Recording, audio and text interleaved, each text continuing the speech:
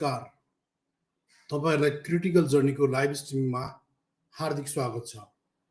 आज हामी एउटा यस्तो गम्भीर ऐतिहासिक र राजनीतिक रूपमा निकै महत्त्वपूर्ण विषयमा छलफल गरिरहेका छौं।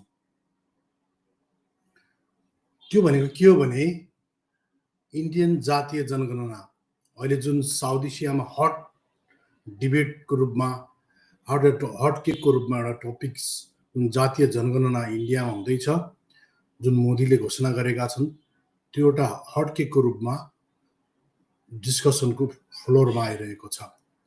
त्यसको बारेमा आज हामी विशेष चर्चा गर्नेछौँ। यानी कि त्यो भने के भने हाम्रो आजको विषय भनेको जातीय जनगणना किन आवश्यक छ र यसका फाइदा बेफाइदा के छन्, या Indian caste census why is it necessary, it's pros and cons, हैन, हामीले यसको बारेमा विशेष छलफल गर्नेछौँ।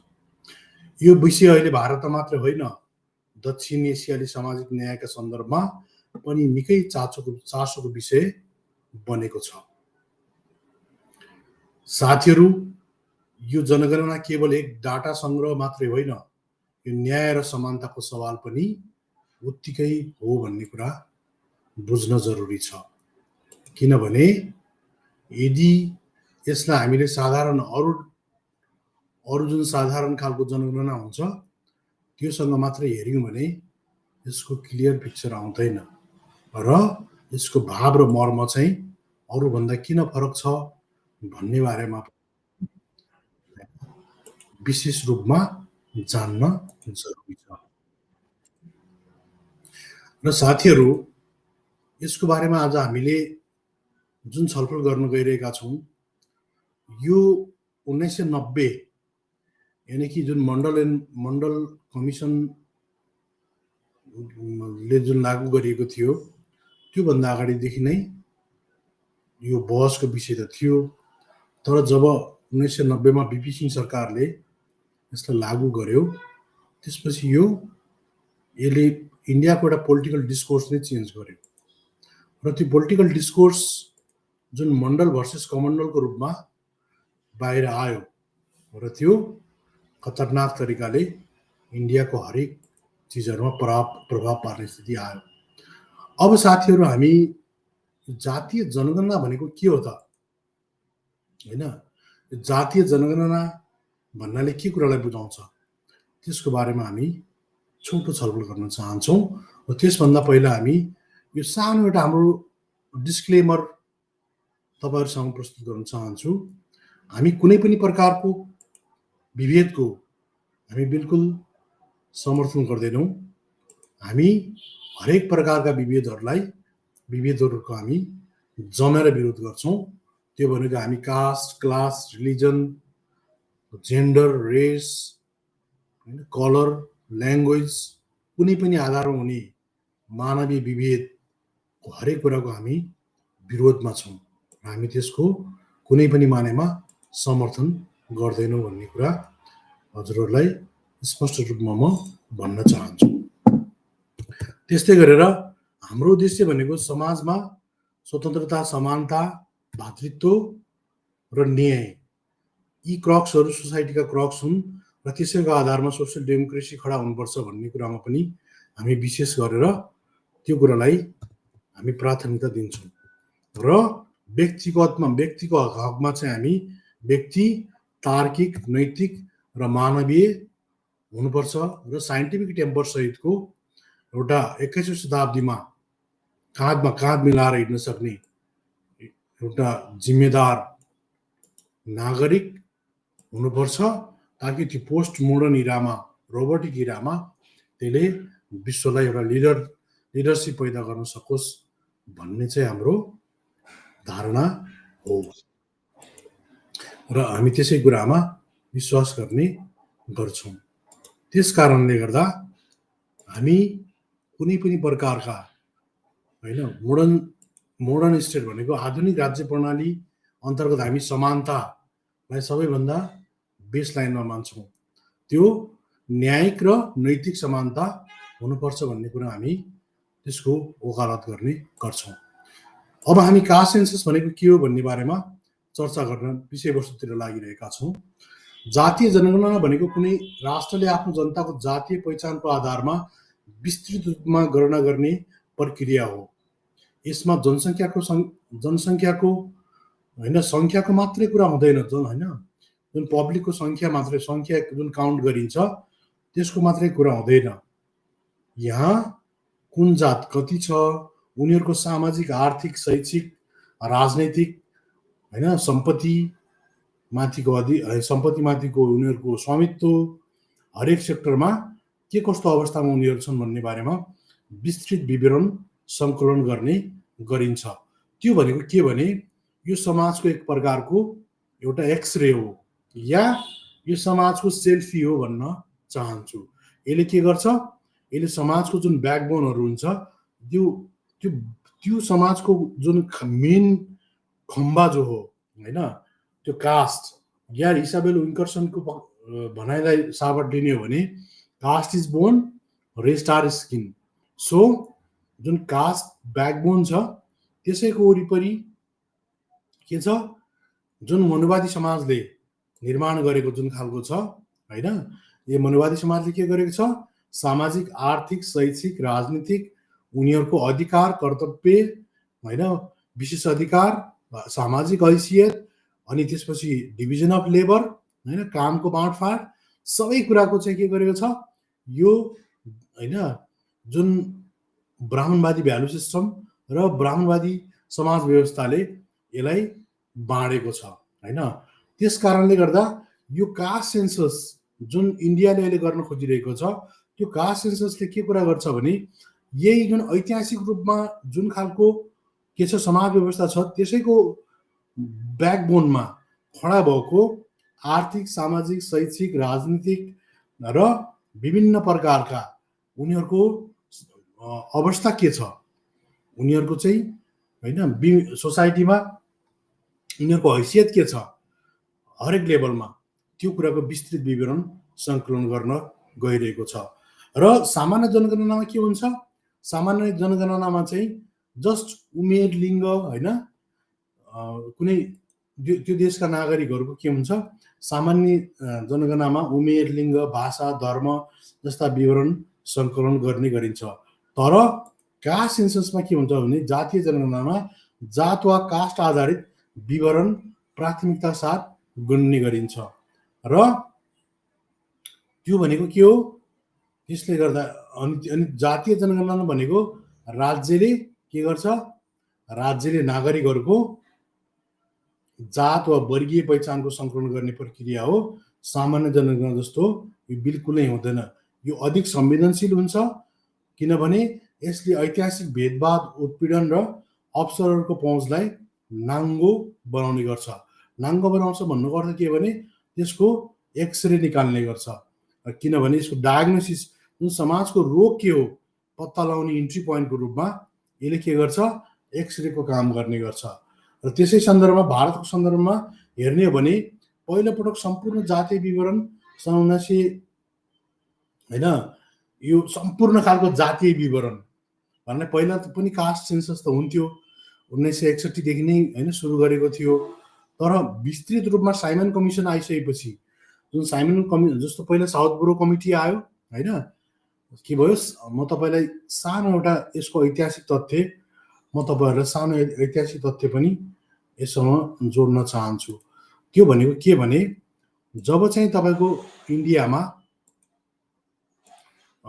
पहिला साइमन कमिसन आयो, होइन साउथ ब्रो कमिटी आयो, अनि साउथ ब्रो कमिटी आएपछि त्यसले के गर्यो भने त्यसमा डाक्टर अम्बेडकरको स्पष्ट रूपमा के थियो भने साउथ ब्रो कमिटीमा चाहिँ उनको विशेष गरी उनले छुट्टै आइडेन्टिटी अछुतहरूको हुनुपर्छ भन्ने माग थियो, किनभने त्योभन्दा अगाडि के थियो भने अछुतहरूलाई खासै मान्छेको रूपमा पनि गनिन्थ्यो र उनीहरूको आइडेन्टिटी केही पनि थिएन। यो 1919मा जब के हो साउथ ब्रो कमिटी आयो, होइन साउथ ब्रो कमिटीले के गर्यो भने अनटचेबललाई, त्योभन्दा अगाडि के थियो, untouchable is not even a सिटिजनको रूपमा पनि मानिँदैन थियो, उनीहरूको भोटिङ राइट्सको त कुरै थिएन, होइन। त्यसपछि उनीहरूलाई अनटचेबलहरूलाई चाहिँ हिन्दू फोल्डमा काउन्ट गर्ने गरिन्थ्यो। डाक्टर अम्बेडकरले के गर्यो भने यसमा ठुलो लडाइँ लडे, ठुलो लडाइँ लडेर साउथ ब्रो कमिटी उनले हासिल के गरे भने कम्तीमा चाहिँ उनका 3-4वटा मागहरू थिए। सिटिजनसिपमा हुने राइटहरू जुन हुन्छ, सिटिजनसिप राइट चाहिँ हुनुपर्छ भन्ने उनको थियो। त्यसमा पर्सनल लिबर्टी, पर्सनल सेक्युरिटी, होइन, प्राइभेट प्रोपर्टीको होल्ड गर्न पाउने अधिकार, अनि इक्वलिटी बिफोर ल हुनुपर्छ, अनि लिबर्टी अफ कन्साइन्स र freedom of opinion and speech सँगसँगै उनले सबैभन्दा ठुलो जित के गरे भने अनटचेबलको चाहिँ, होइन, उनीहरूको उनीहरूले चाहिँ छुट्टै खालको आइडेन्टिटी हुनुपर्छ भन्ने कुरामा चाहिँ उनले 1919मा साउथ ब्रो कमिटीमा त्यो चिजहरू भयो। त्यसपछि 28मा साइमन कमिसन आयो। साइमन कमिसन आउँदाखेरि, होइन, उनले के भन्यो भने साइमन कमिसनले अब इन्डियालाई चाहिँ मोडर्न टाइपले हुन्छ, होइन, लानुपर्छ, अब चाहिँ चुनाव पनि गर्ने हो। त्यसको लागि चाहिँ चुनाव भन्ने कुरा त 1919मै घोषणा गरिसकेको थियो। अनि चाहिँ त्यसको लागि डाटा कलेक्सनका कुराहरू आए। अनि त्यो साइमन कमिसनको बेसिसमा 1931मा के भयो भने त्यहाँ चाहिँ जनगणना, होइन, कास्ट सेन्सस निकालियो। कास्ट सेन्सस 1931को, होइन, सङ्कलन गरिएको थियो। त्यसपछिको जनगणनामा जातीय विवरण सङ्कलन गरिएको छैन। म एउटा सानो कुरा, अर्को प्रश्न पनि यहाँनिर जोड्न चाहन्छु। आउतीले जहिले पनि के भन्छन् भने, अनि इन्डियामा चाहिँ डक्टर अम्बेडकरले लागू गरेको संविधान यति वर्ष भयो, त्यसपछि चाहिँ यति वर्षसम्म असफल भयो, त्यो भएर त्यो भारतीय संविधान असफल भयो, अम्बेडकर असफल भयो, त्यो यहाँ काम छैन भन्ने चाहिँ जस्तो कुतर्क गर्ने गर्छन्, होइन। जुन त्यहाँको के थियो भने इन्डियाको खास पहिला चाहिँ अङ्ग्रेजी लाइटहरूले शासन गरेका थिए। त्यसपछि जुन त्यहाँ चाहिँ अङ्ग्रेजहरूले छोडेर गएपछि के भयो, त्यो पूर्ण सत्ता, होइन, सवर्ण इलाइटहरूको हातमा आयो। अनि सवर्ण इलाइटहरूको हातमा आएपछि 1931मा जनगणना भएर 41मा पनि के भयो भने जुन विश्वयुद्ध चलिरहेको थियो त्यस कारणले त्यहाँ पनि त्यो पनि जनगणना हुन सकेन। तर त्यो जातीय जनगणनामा के भयो भने ओबिसीको कारण एससी एसटी ओबिसी, जसले गर्दा एससी एसटी वर्गको यथार्थ स्थितिको आँकडाबिन अनुमान मात्रै रह्यो भनेको ओबिसीको काउन्ट त्यहाँबाट बन्द गरियो, ओबिसी र अप्पर कास्टहरूको, होइन। अनि त्यसपछि 51देखि नेहरू सरकारले के गर्यो भने एससी र एसटीको डक्टर अम्बेडकरको जुन पुना प्याक्ट भएको थियो, त्यो पुना प्याक्ट अनुसार चाहिँ के थियो भने राउन्ड टेबल कन्फरेन्स जुन तपाईँ देख्न सक्नुहुन्छ, यो 1, 2, 3 तीनटा राउन्ड टेबल कन्फरेन्स भएको थियो अम्बेडकर र गान्धीको बिचमा। अनि त्यो राउन्ड टेबल कन्फरेन्स भइसकेपछि के भयो भने यो तपाईँ देख्न सक्नुहुन्छ, होइन। अनि राउन्ड टेबल कन्फरेन्स यो कम्युनल अवार्ड्स भन्छ, यो यसमा पुना प्याक्ट जब भयो, पुना प्याक्ट भएपछि यहाँ चाहिँ के थियो भने अछुतहरूलाई, होइन, उनीहरूको जनसङ्ख्या अनुसारको चाहिँ के गर्नुपर्ने थियो भने उनीहरूलाई चाहिँ त्यो जस्तो राजनीतिक, शैक्षिक र प्रशासनिक रूपमा चाहिँ रिजर्भेसनको ग्यारेन्टी गरेको थियो पुना प्याक्टले, होइन। अब त्यसको डिटेलमा हामी नजाउँ, जस्ट पुना प्याक्टमा के थियो भन्ने कुरा। अनि त्यसैलाई लागू गर्न चाहिँ के थियो भने डक्टर अम्बेडकरले अब जब 51मा जिद्दी कसेका थिए उनले, नै यो त जनगणनामा चाहिँ यिनीहरूको हुनैपर्छ भनेपछि अनि एससी एसटीको चाहिँ 1951देखि पनि नै जारी थियो, होइन। 51देखि नै त्यो खालको काउन्टिङ जारी थियो।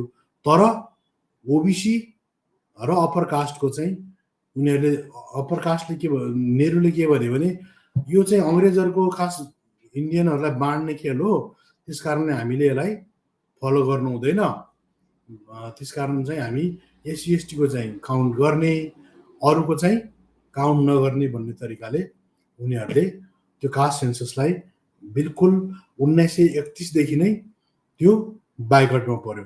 भनेको कास्ट सेन्सस 1931देखि ओबिसीको काउन्ट आजसम्म कति साल भयो, लगभग 89 थियो, लगभग 95 साल भयो ओबिसीको काउन्ट भएको छैन अहिलेसम्म, होइन। अनि त्यसपछि जातीय जनगणना अहिले जुन गर्न लागि छ, यो यदि मोदी सरकारले गर्यो भने चाहिँ, हुन त 1911मा मनमोहन सरकारले पनि डाटा कलेक्सन त गर्यो तर पब्लिस गरेन, पब्लिस अहिलेसम्म गरेको छैन। तर मोदी सरकारलाई अहिले चाहिँ यो जुन यो काश्मीरको, होइन, जुन काश्मीरमा अस्ति जुन घटना घट्यो होइन, आतङ्की घटना घट्यो, त्यो घटना घटेपछि एक खालको दबाब छ। अहिले उसलाई ऊ चाहिँ ब्याकफुटमा परेको छ। अब भनिन्छ राजनीतिक विश्लेषकहरूले उनको चाहिँ त्यो ध्यान मोड्नलाई यो खालको घटना यो गरिरहेछन् भन्ने भनिन्छ। तर के छ भने जुन जातीय जनगणना इन्डियामा हुँदैछ, यो नीति निर्माण अब यसले चाहिँ के गर्ने छ भने नीति निर्माणमा न्यायपूर्ण प्रतिनिधित्व गर्नलाई सहयोग गर्नेछ। त्यस्तै संसाधनको समुचित वितरण र दबिएका वर्गको पहिचान सुनिश्चित गर्नेछ र त्यसको लागि प्लानिङ गर्नलाई यो चाहिँ के गरिदिन्छ, यसले हामीले पहिला रोगको उपचार गर्नलाई समाज एउटा आफैमा के हो, सिस्टम हो। सिस्टममा लागेको त्यो रोगको पत्ता लगाउनलाई सबैभन्दा बेसी कुरा भनेको के हो भने यो सामाजिक रूपमा यसको एक्सरे स्क्रिनिङ गरिँदैछ वा समाजको सेल्फी लिने कार्यक्रमको रूपमा हामीले यसलाई बुझ्न सकिन्छ। तर यसले गहिरो प्रश्न के पनि उठाउँछ भने के जात मेटाउने तपाईँको लागि होइन पहिलो जात देख्न आवश्यक छैन त? किनभने जुन जात मेटाउने जुन खालको छ होइन, डक्टर अम्बेडकरको जुन होइन इनहेलेसन अफ कास्टको लागि के छ, पहिला कास्टलाई डायग्नोस गर, अनि अप्पर कास्टहरूले के गर्छन्, म त जातै मान्दैन भन्ने एउटा नयाँ वर्ग तयार भएको छ अहिले। त्यसपछि जात ऐतिहासिक रूपमा यिनी बहुसङ्ख्यक होइन एससी एसटी ओबिसी, तपाईँ बिहारको जातीय जनगणनाको आँकडा हेर्न सक्नुहुन्छ।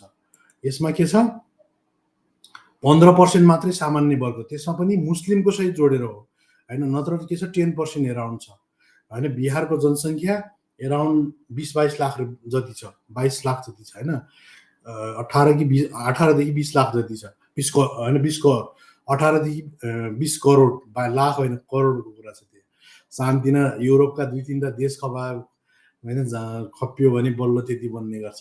भनेपछि त्यस्तो स्थितिमा चाहिँ के छ, अब यहाँ के छ 95%, अब यो चाहिँ तपाईँ देख्न सक्नुहुन्छ, यो अप्पर कास्टका मान्छे जम्मा कति छन्, 15%, त्यो पनि मुस्लिमको मिलाएर, भनेको हार्डली 10% हिन्दू अप्पर कास्टहरू छन्, हार्डली, त्यो पनि हार्डली।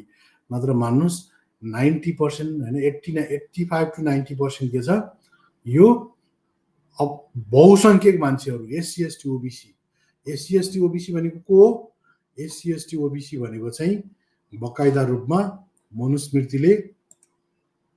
मनुस्मृतिको जुन कानुन थियो, सामाजिक आर्थिक शैक्षिक होइन जुन खालको सत्ताबाट होइन शिक्षाबाट सम्पत्तिबाट सबै विहीन गराएर बनेको एउटा कठोर प्रणाली जुन वर्णजात व्यवस्था छ, त्यो अन्तर्गत चाहिँ हेर्नुहोस्, तलका शूद्र र दलितहरू 85% छन्, यिनी तिनवटा चाहिँ के छन्, जम्मा 10% छन्।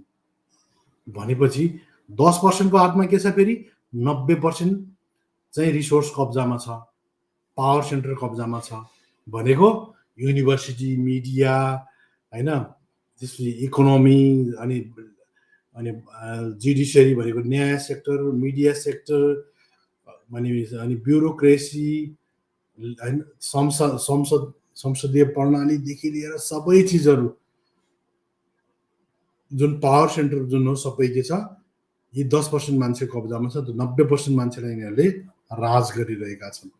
अब के हुन्छ, यो चाहिँ यदि साँच्चीकै मन लगाएर मोदी सरकारले यसलाई जातीय जनगणना गर्यो भने चाहिँ यसको के हुन्छ भने यसले गेम चेन्जर हुने सम्भावना बढी छ। त्यस कारणले जातीय जनगणना हुन जरुरी छ होइन, यो तपाईँलाई मैले स्पष्ट पारेँ। अब यसको ऐतिहासिक सन्दर्भ के हो त होइन, जातीय जनगणना किन हुन जरुरी छ, यसको ऐतिहासिक सन्दर्भ के हो भन्ने कुरा हामीले जान्न जरुरी छ। त्यसको ऐतिहासिक सन्दर्भ के हो? ऐतिहासिक सन्दर्भ जातीय जनगणना भन्ने कुरा कुनै नौलो होइन, तर हामीले बुझ्नुपर्ने कुरा के हो भने यसको जरो मनुस्मृति जस्तो ब्राह्मणवादी धर्मग्रन्थमा गाडिएको छ।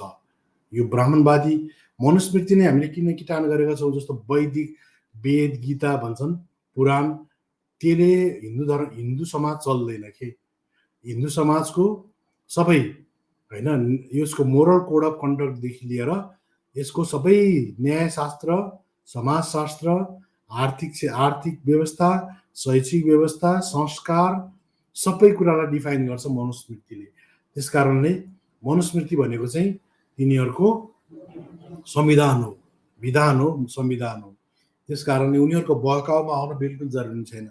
वैदिक सनातन अहिले जहाँ कुन झुन्झुना छ, त्यो वैदिक सनातन हुँदैमा यो उनीहरूको चल्दैन। उनीहरूको चल्ने भनेको प्योर यो विधान अनुसार चल्छ, संविधान अनुसार। हिन्दू धर्मको यदि धर्मतान्त्रिक समाज भोलि हिन्दू राष्ट्र राजा आयो भने के हुन्छ भने त्यसमा त्यो धर्मतान्त्रिक समाजको संविधान भनेको मनुस्मृति हो। बकाइदा आरएसएसले र यिनी जुन पीठाधीशहरू छन् शङ्कराचार्यहरू, उनीहरूले बकाइदा जहिले पनि भनिरहेका छन् मनुस्मृति हामी लागू गर्ने हो भनेको। मनुस्मृति नै के हुन्छ, धार्मिक संविधान नै देशको संविधान बन्छ। त्यो भएको हुनाले मनुस्मृति के हो, त्यो मनुस्मृतिले मैले स्पष्ट लेख्नुको कारण के हो भने मनुस्मृति जस्तो ब्राह्मणवादी धर्मग्रन्थमा चाहिँ आधारित यसको ऐतिहासिक सन्दर्भ छ, जहाँ मानिसको जन्मको आधारमा उसको कर्म, अधिकार, विशेषाधिकार, हैसियत, होइन, उसको चाहिँ शिक्षामाथिको अधिकार, हतियार राख्न पाउने अधिकार, सम्पत्तिमाथिको अधिकार, बिजनेस व्यापारमाथिको अधिकार देखि लिएर उसलाई त्यति मात्रै होइन, यो त तपाईँको एउटा अधिकार मात्रै भयो होइन। जस्तो यो वर्ण व्यवस्था जो छ, यो तीनटा मान्छेलाई के गर्छ पूर्ण रूपमा, जस्तो योलाई ब्राह्मणले के छ, शिक्षाको अधिकार छ, उसलाई सत्ताको अधिकार छ, उसलाई व्यापारको अधिकार छ। यसले के गर्ने हो, यसको काम भनेको बकाइदा यसले अब तपाईँ देख्न सक्नुहुन्छ मनुस्मृतिमा के भनेको छ। अब यसमा तपाईँ देख्नुहुन्छ स्वामी के द्वारा छोडा गया भी शूद्र दासत्वको छुटकारा नै पाता है भनेको दासत्वबाट उसले कहिले पनि छुटकारा पाउँदैन। अथवा ब्राह्मण बिना विकल्प किए शूद्र के धन के लिए ले लेबे क्योंकि उसका निजी धन कुछ भी नहीं हो। ब्राह्मणले के गर्ने, ब्राह्मणले चाहिँ शूद्रको धन जबरजस्ती लिन पाइन्छ, दास बनाउन पाइन्छ।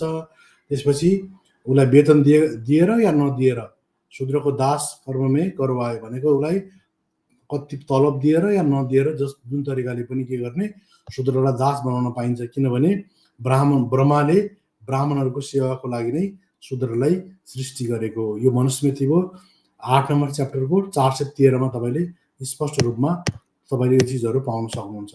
त्यसकारण के छ भने बकाइदा रूपमा शूद्रलाई के छ, अधिकार दिएको छ। शूद्रलाई बकाइदा रूपमा के अरे ब्राह्मणलाई त्यो अधिकार दिएको छ।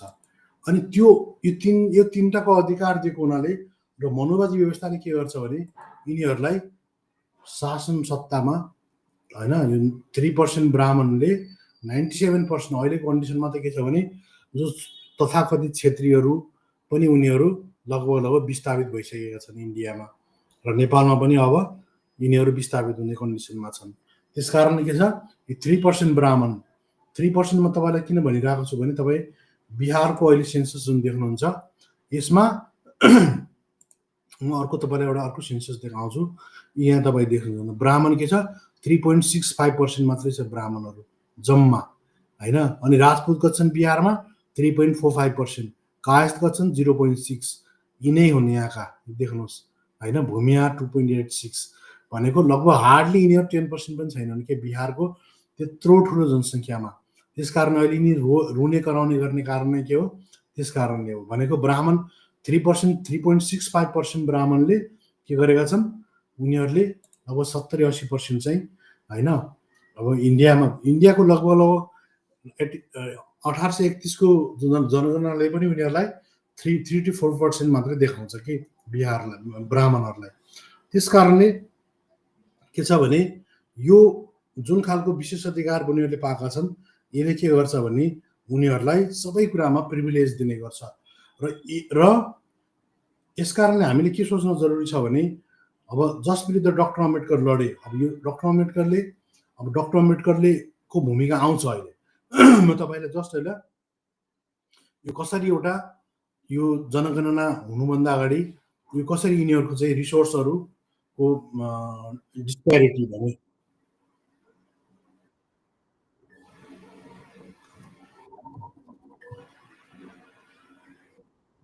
अनि डिस्प्यारिटी कसरी आयो भन्ने बारेमा म तपाईँहरूलाई यो कुराहरू होइन बिल्कुल देखाइरहेको छु होइन। यसमा डिस्प्यारिटी कसरी आयो त भन्ने कुरा चाहिँ बहुत महत्त्वपूर्ण कुरा तपाईँहरूलाई मैले देखाउन गइरहेको छु र यो कुनै संयोग चाहिँ होइन होइन।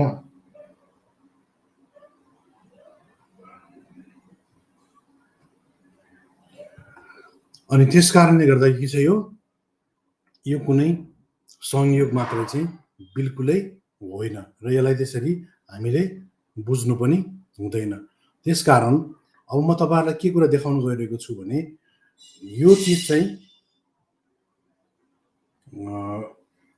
अब यो जुन खालको होइन, अब डक्टर अम्बेडकरले अर्को कुरा के भन्नुहुन्छ भने अब यति कुराहरू आइसकेपछि भनेको चाहिँ के आयो, यसमा चाहिँ के आयो, बकाइदा रूपमा मनुस्मृतिका जुन खालको दण्डविधानहरू र उनीहरूले जुन सामाजिक रूपमा सांस्कृतिक रूपमा जुन खालको बहिष्कार गरिरहेका छन्, अनि त्यसले गर्दाखेरि के गर्छ भने जो अछुतहरूलाई छ या शूद्रहरूलाई उनीहरूलाई टोटल्ली के गर्छ, यसले बाइकआउट गराउने गर्छ र त्यो बाइकआउट गरेको कारणले के हुन्छ, यिनीहरू सामाजिक रूपमा, शैक्षिक रूपमा र राजनीतिक रूपमा सम्पूर्ण कुरामा यिनीहरू के हुन्छन्, यिनीहरू टोटल्ली बाइकआउटको स्थितिमा पर्ने गर्छन्। जस्तो तपाईँले देख्न सक्नुहुन्छ, यहाँ तपाईँले देख्न सक्नुहुन्छ होइन, 9 पनि के छ, अब यसमा पनि तपाईँले अब यसमा पनि उनीहरूले क्लियर रूपमा बाइकआउट गरिरहेको, यसमा पनि अब तपाईँले देख्न सक्नुहुन्छ, यसमा मनुस्मृतिको च्याप्टर नम्बर 9 को 9 मा पनि म तपाईँलाई थोरैको यो मनुस्मृतिको पृष्ठभूमि किन देखाउनु जरुरी छ भने यो खास कतिले के भन्छ भने पुर्खाले गरेको चिज हामीले किन भोग्ने त भन्ने पनि कुराहरू गर्ने होइन। कति अहिलेका जेनेरेसन जुन मनोवादीका नयाँ जेनेरेसन छन् उनीहरूले त्यो टाइपले कुरा गर्ने गर्छन्। अब तपाईँ अर्को कुरा देख्न सक्नुहुन्छ, यसमा स्पष्ट रूपमा के भनिएको छ भने तपाईँ देख्नुहोस्, वैश्यको कर्म के छ, वैश्यको कर्म चाहिँ होइन उनीहरूले यो होइन सनातन कर्म विधान, अब वैश्य तथा शूद्रको कर्म विधान चाहिए भयो होइन। अब वैश्यको धर्म के छ, खेती गर्ने, पशुपालन गर्ने, यो पनि के हो, उनीहरूको रिजर्भेसन हो होइन। अर्को के छ तपाईँ देख्न सक्नुहुन्छ, यो अब क्षेत्रीको धर्म के छ, यी ब्राह्मण से क्षेत्री उत्पन्न हुयो, अब यो त भइहाल्यो होइन। अनि त्यसपछि शूद्रको धर्म भनेको के छ, शूद्रको धर्म भनेको निष्पाप रूपले उसको सेवा गर्ने, हेर्नु वेद ज्ञाता ब्राह्मण तथा यशस्वी सतगृहस्थी सेवा करना ही शूद्र का कल्याणकारक उत्तम धर्म है। शूद्र के हो, एकदम उनीहरूको धर्म भनेकै के हो, उनीहरूले वेद ज्ञाता ब्राह्मणको सेवा गर्नु नै सबैभन्दा उत्तम कारण भनेको उत्तम धर्म चाहिँ शूद्रको हो भनेर भनेको छ कि यिनीहरूले। त्यस कारणले गर्दा अनि अर्को कुरा के भन्छन्, उनीहरूले आफ्नो आफ्नो काम गर्ने र आफ्नो श्रेष्ठ जातिवाले सेवा गर्नेवाला मधुर बा होइन, यिनीहरूले एकदम यो गुलाम तयार गर्ने हो। अनि उनीहरूले यस्तो खालको गुलाम अझ अझ अझ कसरी तयार गर्ने खोजिरहन्, तपाईँ 10 को लास्टमा हेर्नुहोस् होइन, 10 को लास्टमा पनि उनीहरू के भन्छन् भने उनीहरू बकाइदा रूपमा तपाईँ हेर्न सक्नुहुन्छ होइन। शूद्रको के छ, ब्राह्मण वो शूद्र स्वर्ग अथवा स्वर्ग तथा जीविका दोनों को लिए ब्राह्मण की सेवा करे भनेको ब्राह्मणको सेवा गर्नु नै शूद्रको के हो, प्रमुख गुण हो। अरू काम गर्दै नगर्ने ब्राह्मण होइन, ओ ये ब्राह्मण आश्रित थिए, ब्राह्मणको आश्रित हुन्छ र शूद्र कृत्य होइन कृत्य हो जाता है भनेको जब उसले शूद्रले के गर्छ, ब्राह्मणको सेवा गर्छ तब धन्य हुन्छ। अनि ब्राह्मणको सेवा गर्न शूद्रका मुख्य कर्म कहा गया है भनेको ब्राह्मणको सेवा गर्नु नै शूद्रको मुख्य कर्म हो। इसके अतिरिक्त वो शूद्र जो कुछ करता है भने यसको अतिरिक्त शूद्रले जुनसुकै कार्य गर्छ त्यो के हुन्छ, निष्फल हुने गर्छ भनेर उनीहरूले स्पष्ट रूपमा भनेका। त्यस्तै गरी के भने शूद्रलाई शूद्रकै लिए झुटो खुवाउनु, झुटो खाने, पुराना वस्त्र दिने होइन, अन्नको पुष्प होइन, अनि पुराने खाट बर्तन सबै कुरा दिने, त्यो नयाँ कुरा केही पनि नदिने।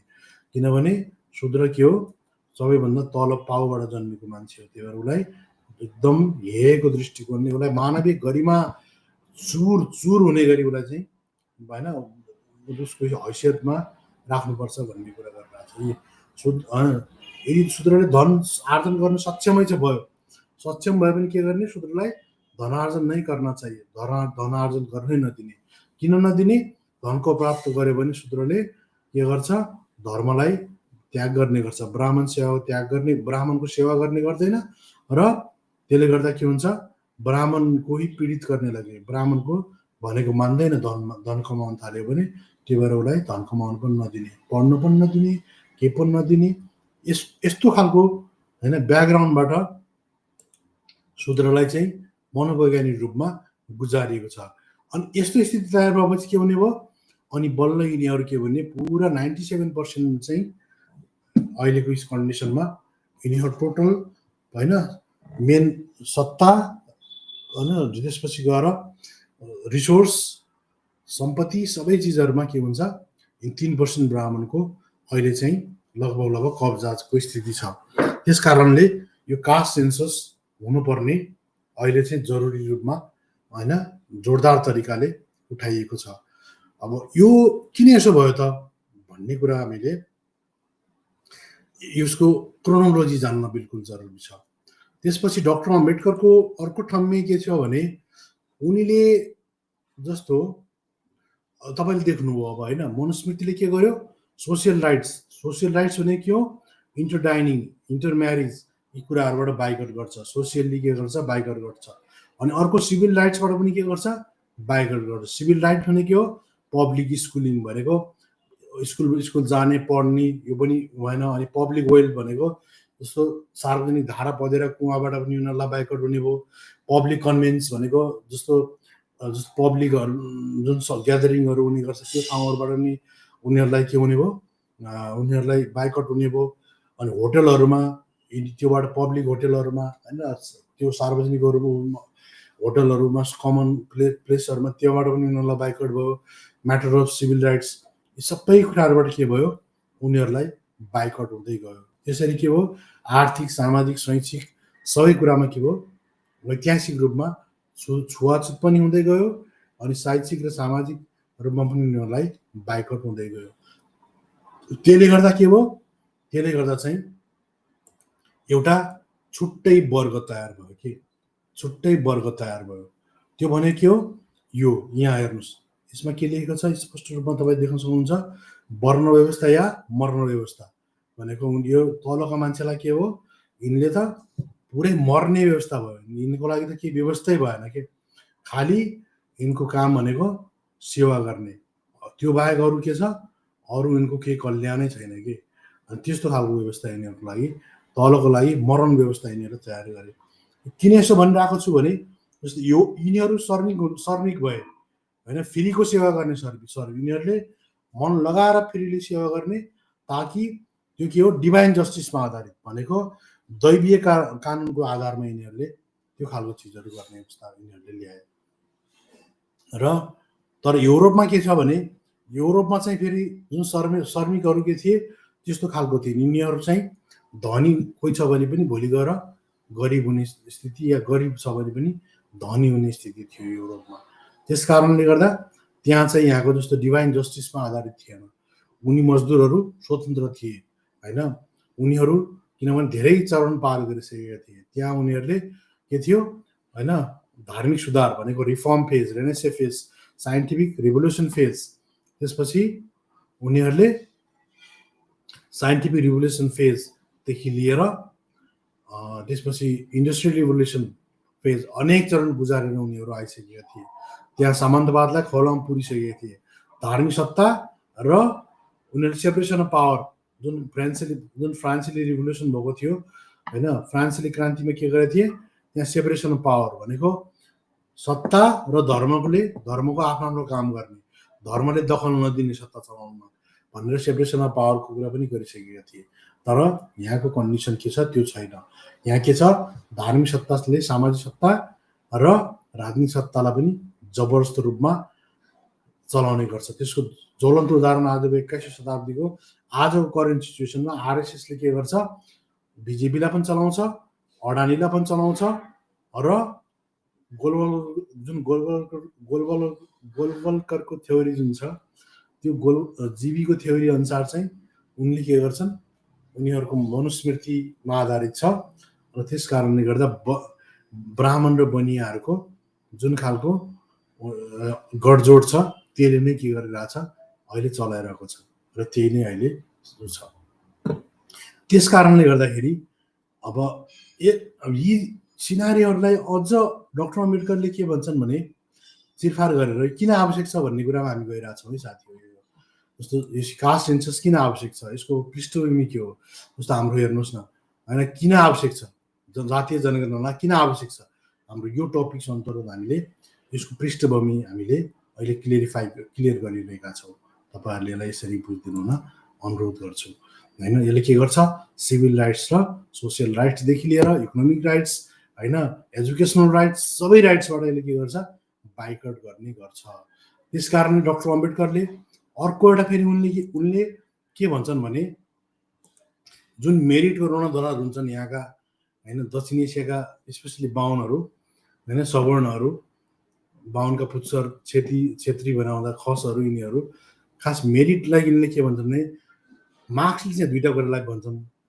मार्क्सले चाहिँ व्यक्तिको कुनै रोल हुँदैन होइन, इन्भाइरोमेन्टल रोल हुन्छ भन्ने चाहिँ, र अर्को चाहिँ जुन सोसियल क्यापिटलहरू हुन्छ तिनीहरूबाट हेरिडिटी, मार्क्सको चाहिँ दुईवटा कुरालाई मार्क्सले भन्छन्, एउटा हेरिडिटी हुन्छ, अर्को इन्भाइरोमेन्टल फ्याक्टर हुन्छ र त्यसले मान्छेको मेरिट डिसाइड गर्छ भन्ने चाहिँ मार्क्सको भनाइ छ। अम्बेडकरको भनाइ के छ भने मान्छेको मेरिट चाहिँ के डिसाइड गर्छ भने फिजिकल हेरिडिटी भनेको जस्तो उसको बाउहरूबाट ल्याएको सम्पत्तिहरू हुन्छ नि होइन, फिजिकल हेरिडिटीहरू, उसको जन्मजात उसले पाउने इन्सुरेन्सको रूपमा उसको बाउको सम्पत्तिहरू पाउने गर्छ, दुनियाँदार हुन्छ, त्यसलाई के भन्छ, फिजिकल हेरिडिटी। अनि अर्को सोसियल हेरिडिटी, सोसियल क्यापिटलहरू, कल्चरल क्यापिटलहरू होइन, तिनीहरू जस्तै social inheritance of endowment in the form of parental care, education, accommodation of scientific knowledge and in social capital, cultural capital बोर्डुको भनाइअनुसार चाहिँ र अम्बेडकरलाई मिसाउँदाखेरि त्यो कुरा नै दिन्छ सोसियल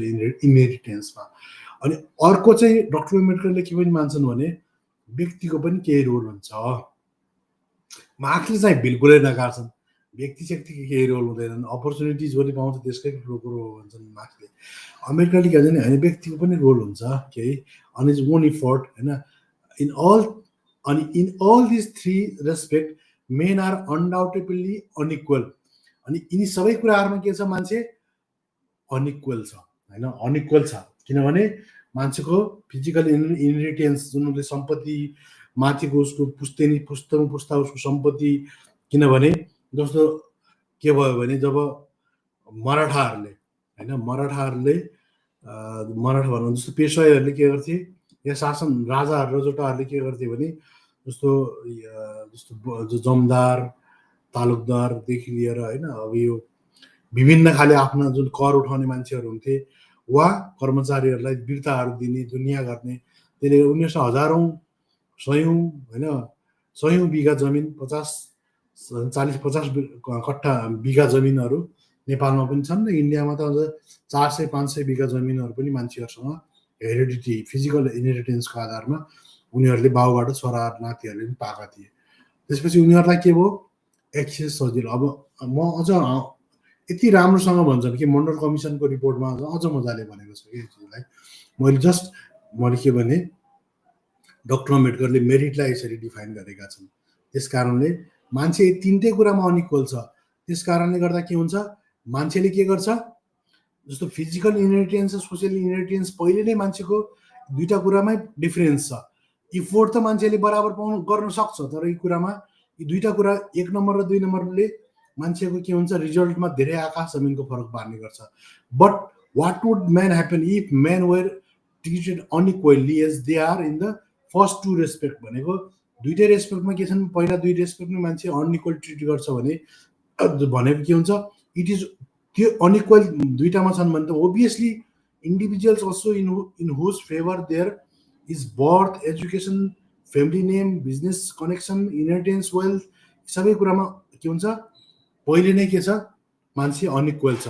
त्यस कारणले select under such circumstances would not be a selection of the above भनेको यस्तो कन्डिसनमा के हुन्छ कसैलाई सिलेक्सन गरिन्छ भने त्यो उनीहरूको जुन हैन इक्वालिटी अफ अपर्चुनिटीले मात्रै हुँदैन भन्ने कुरा हुन्छ के त्यसपछि इक्वालिटी अफ स्पेशल अपर्चुनिटी हुनुपर्छ भनेको सिलेक्टेड यस्तो कन्डिसनमा यदि सिलेक्सन गरियो भने के हुन्छ सिलेक्सन चाहिँ प्रिभिलेज हुन्छ प्रिभिलेजहरूलाई मात्र यसले के गर्छ सपोर्ट गर्ने गर्छ भन्ने गरिन्छ अनि त्यसपछि यसको अब यसले यस्तो खालको चाहिँ व्यवस्था गर्ने गर्छ भन्छन् अनि मण्डल कमिसन तपाईँ यो मण्डल कमिसनको रिपोर्ट जुन छ मैले आफै बनाएको होइन है साथी यो फेरि बनावटी बनायो भन्नु होला यो मण्डल कमिसनको रिपोर्ट बकाइदा चाहिँ नि के छ भने यो तपाईँले देख्न सक्नुहुन्छ यी म तपाईँलाई देखाइदिइहालौँ पहिला पेज नम्बर जानिराखौँ है फेरि अप्ठ्यारो होला अहिले 12 नम्बरमा 13 नम्बरमा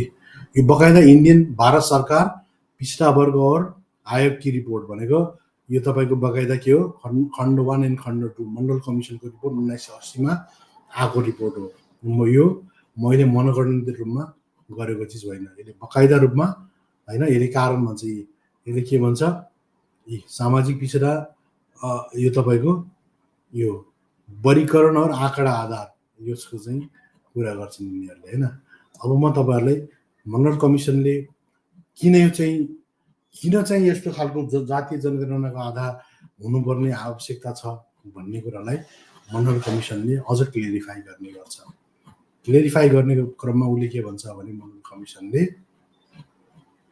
यो जुन खालको जस्तो दुई चारवटा उनीले एक्जाम्पल एकदम कन्टेक्चुअल कुरामा प्र्याक्टिकल कुराहरुमा उले टेकेर जस्तो वर्गीकरण और आँकडा आधार आँकडा किन आवश्यक छ वर्गीकरण गर्न किन आवश्यक छ भन्ने कुराहरुमा हैन त्यो कुराहरुलाई अब अर्को चाहिँ सामाजिक पिछडापन और जाति अब म एउटा सानो यो भन्दा अगाडि तपाईको गइहालौं अब यो सामाजिक पिछडापन यो आधार के हो भने जस्तो अघि के थियो डाक्टर अम्बेडकरले के भने मेरिटको बारेमा तीनटा कुरा गरे जस्तो जन्मदै मान्छेहरु यसरी अनइक्वल हुन्छ भने चाहिँ कसरी चाहिँ उनीहरुलाई हैन उनीहरुलाई चाहिँ एउटै लाइनमा लगाएर लडाउनु चाहिँ राम्रो हुन्छ त अनि त्यसपछि डाक्टर अम्बेडकरले तपाई जान सक्नुहुन्छ इन्डियन कन्स्टिट्युसनमा जानुहुन्छ इन्डियन कन्स्टिट्युसनले के भन्छ इक्वालिटी अफ राइट्स कुरा गर्छ के अनि इक्वालिटी अफ राइट्सले के भन्छ इक्वालिटी बिफोर ल को कुरा गर्छ भनेको equal proportion of the law भनेको कुनै पनि मान्छे any person equality before the law or the equal protection of the law भनेको सबै मान्छेहरु बराबर हुन्छन् कानुनको नजरमा भन्ने कुरालाई 14 नम्बरले भन्छ अनि 15 मा के भन्छ 15 ले जस्तो कुनै पनि मान्छेलाई हैन prohibition of discrimination on the ground of religion race caste sex and or place of birth यसको आधारमा के हुनेछ यसको आधारमा कसैले पनि डिस्क्रिमिनेसन गरिने छैन र त्यो वर्जित गरिएको छ भन्छ अनि 15 को 4 ले के भन्छ भने स्पेशल प्रोभिजन गर्छ के हैन जस्तो आउतीले के भनेका छन् भने उनले चाहिँ जुन इक्वालिटी अफ स्पेशल अपर्चुनिटी को डाक्टर यति नराम्रो तरिकाले आउतीले प्रोजेक्ट गरेको छ के भारतको जुन रिजर्भेसनको पोलिसी र नेपालको रिजर्भेसन पोलिसी एउटै हो भनेर लगेर एकदम अम्बेडकरलाई न्यागिङ गरेको छ के बिल्कुल बकवास हो हैन डाक्टर अम्बेडकरले बकाइदा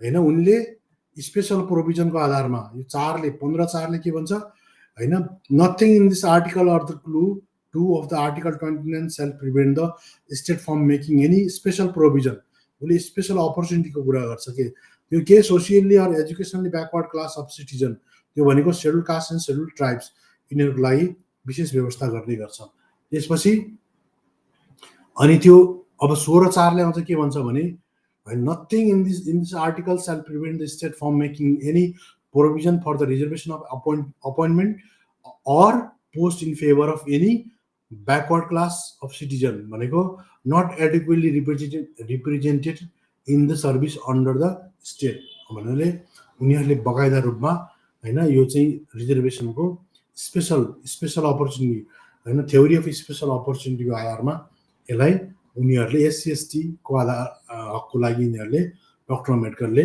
यसलाई बकाइदा तोकेर यसको आधारमा प्रमोसनमा पनि अनि अन्य कुराहरुमा पनि त्यसपछि प्रोपोर्सनेट भनेका छन् हैन उनले जनसंख्याको आधारमा यो चीजहरु बकाइदा दिने किनभने जस्तो अहिले एससी र एसटीको जनसङ्ख्या 16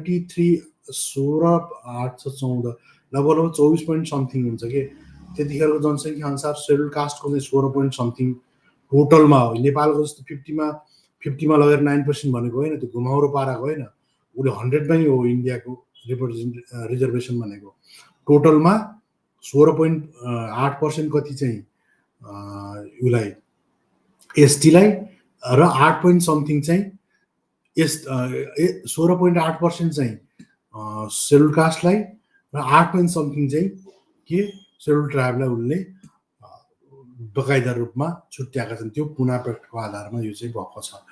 तर ओबिसीको आधारमा ओबिसीको लागि के थियो भने डाक्टर अम्बेडकरले के गरेका थिए भने, म तपाईँलाई मेरो आफ्नो ब्लगमा लान्छु किनभने यो चाहिँ खोज्नु धेरै टाइम लागिहाल्छ, त्यहाँबाट गयो भने तपाईँ देख्न सक्नुहुन्छ होइन।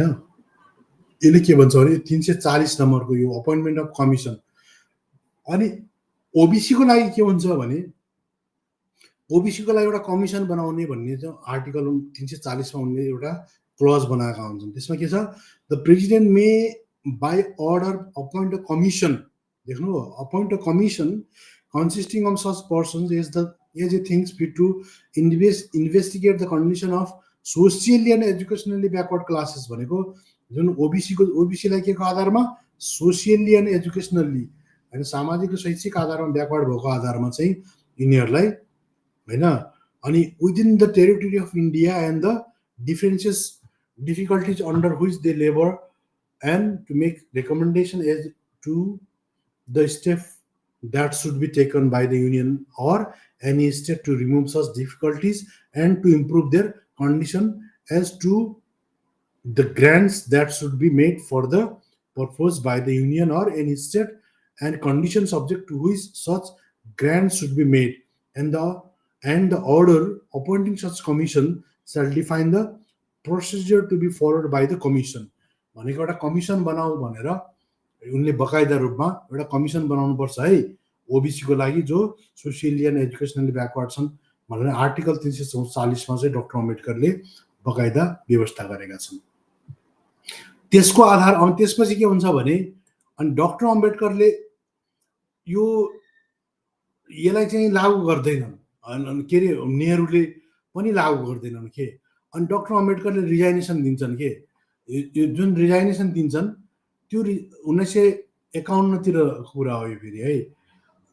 जब उनी ल मिनिस्टर हुन्छन् त्यतिखेर उनले हैन 4 वर्ष 1 महिना 26 डेज ल मिनिस्टर चलाएपछि उनले राजीनामा दिन्छन्। अनि त्यो राजीनामा दिँदाखेरि उनले 4 वटा क्लजहरू हुन्छन् के। 4 वटा क्लज मध्येमा म तपाईलाई जस्ट अहिले अब मेन हाम्रो विषयवस्तुसँग मात्र जोड्न चाहन्छु। एनदर म्याटर्स के हुन्छ भने उनको डाक्टर अम्बेडकरले नेहरूलाई 4 वटा बुँदा राख्छन् के। त्यसमा उनले के भन्छ भने जस्तो एउटा चाहिँ हिन्दू कोड बिलको कुरा हुन्छ हैन, अर्को चाहिँ एससी एसटी को अधिकार कुराहरू हुन्छ, अनि अर्को चाहिँ के हुन्छ भने constitution did not embody any safeguard for the backward classes भनेको कन्स्टिट्युसनले के गर्छ भने कुनै पनि एउटा जुन कमिसन बनाउनु पर्ने हो any safeguard for the backward क्लासको लागि गर्नुपर्ने हो, it was left to be done by the executive government on the basis of the recommendation of a commission to be appointed by the president भनेको जुन खालको 340 धारामा व्यवस्था गरिएको छ त्यो अनुसार ओबीसी को अधिकारको लागि कमिसन बनाइएन। त्यस कारणले म राजीनामा दिदैछु भनेर एउटा पोइन्ट यो पनि उनी भन्छन्। उनले हैन मोर देन अ इयर भने यो चाहिँ यसरी मैले एक वर्षसम्म वेट गरे, नेहरूले हुन्छ बनामला भन्छन्, त्यसपछि बनाएन भनेर उनले गुनासो पुग्ने गर्छन् के। अनि त्यसपछि यो डाक्टर अम्बेडकरले के गर्छन्, यो राजीनामा दिने गर्छन्। त्यसपछि 1953 मा हैन काका केलकर भन्नेको चाहिँ एउटा फेरि एउटा कमिसन बन्छ के। त्यो कमिसनले के गर्छ, त्यो कमिसनले चाहिँ ओबीसी एक धारा 340 लाई टेक गरेर एउटा कमिसन बन्छ। त्यो कमिसनले चाहिँ ओबीसीहरुको लागि रिकमेन्डेसन गर्छ, तर उसले आर्थिक आधारमा भन्ने गर्छ। त्यसपछि बल्ल खेल सुरु हुन्छ अनि त्यसपछि बल्ल अनि मण्डल कमिसन चाहिँ बन्छ हैन। मण्डल कमिसन के हुन्छ 1978 मा हैन बीबी मण्डलको अध्यक्षतामा चाहिँ त्यो मण्डल कमिसन बन्ने गर्छ। अनि त्यो मण्डल कमिसनले 1980 रिपोर्ट होइन रिपोर्ट दिन्छ। अनि 1992-90 चाहिँ त्यो रिपोर्ट बिपी सिंह सरकार बिपी सिंह हुन्। अनि बिपी सिंहले के गर्छन्, त्यो मण्डल यो चाहिँ मण्डल हुन्, मण्डलले यसलाई ट्रान्सफर गर्छन् अनि 92 लागू गर्छन् के। अनि त्यो मण्डल कमिसनले के भन्छ भने किन चाहिँ यो जातीय जनगणना गर्न जरुरी छ भन्ने सिलसिलामा चाहिँ अनि त्यसपछि के अरे किन जातीय जनगणना गर्न जरुरी छ भन्ने मामलामा चाहिँ मण्डल कमिसनले आफ्नो कुरा राख्छ कि क्लियरली होइन। मण्डलले के कुरा राख्छन् म तपाईँहरूलाई स्पष्ट रूपमा केही कुराहरू देखाउँछु। जस्तो मण्डलले होइन सामाजिक पिछडापन और जातिलाई उनले प्राथमिकता दिन्छन्। त्यसपछि होइन अब म धेरै कुराहरूमा नगएर मेन कुराहरूमा जान्छु तपाईँको होइन, अब धेरै लम्बा चौडा गर्नुभन्दा जस्तो के हुन्छ जाति प्रथा होइन। एक मिनट जस्तो हिन्दू समाजमा के थियो, 4 वर्ण से विभाजन की आधारशिला पहिले सुरुबाटै जाउँ न होइन। यो 5 के भन्छन् भने निम्न जातियों द्वारा अपने निकट स्थित स्वीकार करने के लिए बाध्य करने में है भनेको जस्तो जाति प्रथाको वास्तविक विजय ब्राह्मणों को पराकाष्ठा को बनाए रखने में निहित है भनेको जाति प्रथाले के गर्छ, ब्राह्मणको पराकाष्ठा भनेको एकदम ध्वस्त पार्ने जुन नीति छ त्यसलाई बनाइराख्नलाई चाहिँ जाति प्रथाले मद्दत गर्छ। बल्कि कर्मकाण्ड परंपरा में निम्न जातियों द्वारा अपनी निकृष्ट स्थिति स्वीकार करने के लिए बाध्य करती है भनेको कर्मकाण्ड जुन पुराण सुराण यिनीहरूले जुन कर्मकाण्ड हुन्छन् ती कर्मकाण्ड परम्पराले के गर्छ निम्न जातिहरूलाई चाहिँ आफ्नो निकृष्ट स्थिति भनेको खत्तम दुर्दशा भएको स्थितिलाई पनि स्वीकार्नमा बाध्य पार्ने एउटा त्यो खालको चाहिँ व्यवस्था गर्छ।